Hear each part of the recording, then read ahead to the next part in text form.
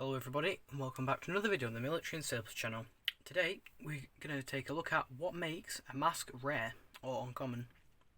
And as you can see, we've got a new background right now. I made this myself and this was the project I was on about before. I've basically made this box, as I've got the torch from my phone, as you can see here, shining in there, and it makes it look brighter and more professional and stuff like that. Sorry about that. And I've got this bit just laid out on here because it looks nice. But that's what I've been working on, so this will be the standard background for the channel. But if I do have to film in other places, like the garage before, it will be obviously that. Sorry about that. Let's get to video. So today we're just going to be taking a quick look at what makes masks or respirators rare. So as you can see here, we have a GP5, which is very common, an S62SH, which is uncommon, and a C7, but this is size 5, so it's like extremely rare. So opposite end of the spectrum pretty much. This doesn't really apply for normal C7s, as they are rare to find, but you can eventually find them. Like I said before, I've only seen one other example of a size 5 C7, as you can see here, shown by the big 5 there. Sorry about that, my throat's playing up today. So the first one we're going to look at is how many were made in the first place. So obviously the GP5 had about 100 million-ish made, and obviously that's why they're so common and cheap. I picked up this face piece for literally £6, so that just proves it. Yeah, there was about 100 million of the GP5s produced. I'm not sure how many of these, the S62SHs, were, but these are uncommon by today's standards. And the C7s, I believe there was about 60,000 in storage by the time the US, obviously, had checked our stores and that for civil defence. But they were just auctioned off or just sold back to companies to be made into bike tyres, all sorts of stuff. Obviously have all this glass recycled, XL valve and all that just recycled into other stuff. Sorry, my throat's really playing up. Another one is people destroying them, like you see on GP5s. You're probably going to think this is a crazy one, like why would you think, oh, why would a person do that?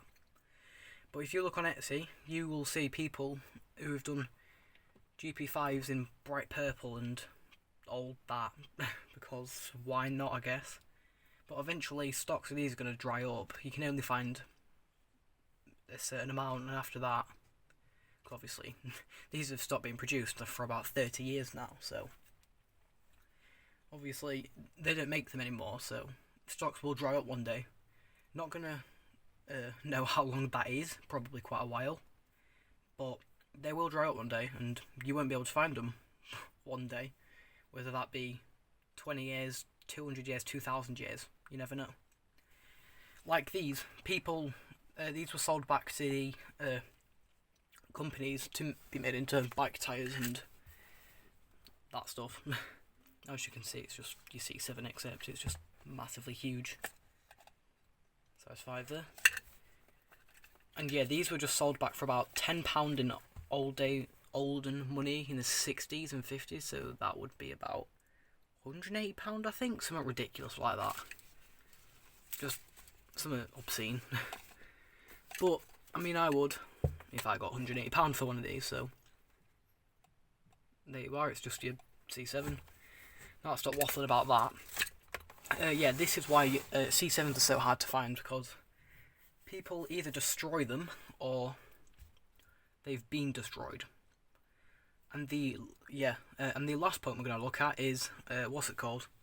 People just buying them up in general, just not destroying them, because obviously, like me, I like to buy stuff for my collection, keep it, and possibly resell it in the future, depending on whether I'm going to stay collecting that. Like, I'm probably going to end up selling most of my Soviet stuff for more British stuff, because obviously I'm focusing on that area now, but I'm diverting again.